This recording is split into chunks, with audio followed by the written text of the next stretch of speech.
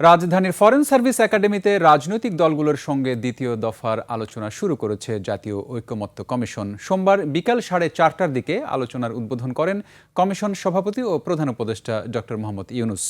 বিএনপির প্রতিনিধি দলে ছিলেন দলটির স্থায়ী কমিটির সদস্য সালাউদ্দিন আহমেদ, চেয়ারপারসনের উপদেষ্টা ইসমাইল জাবিউল্লাহ এবং নির্বাহী কমিটির সদস্য রুহুল কুদ্দুস কাজল। ওয়ালটন আবারও মিলিয়নিয়ার অফারে ওয়ালটন ফ্রিজ কিনে আপনিও হয়ে যেতে পারেন মিলিয়নিয়ার।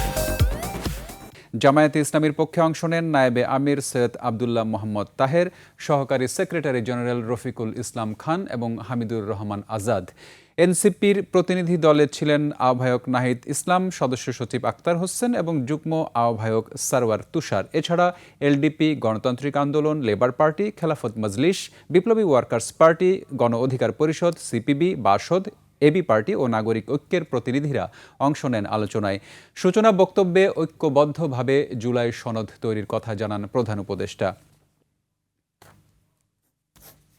সবচেয়ে বেশি আনন্দ পাই যখন আপনাদের সঙ্গে এরকম বসার সুযোগ পাই, আলাপ করার সুযোগ পাই, কারণ এখানেই সবাই মিলে বাংলাদেশের প্রকৃত ভবিষ্যৎ রচনা করা হচ্ছে। এটা আমাকে শিহরণ জাগায় যে এরকম একটা কাজে আমি জড়িত হতে পেরেছি, নিজেকে যুক্ত করতে পেরেছি। শুধু আপনাদের কথা শোনার জন্য, এটা কিভাবে আপনারা গাইড করবেন, কোথায় নিয়ে যাবেন,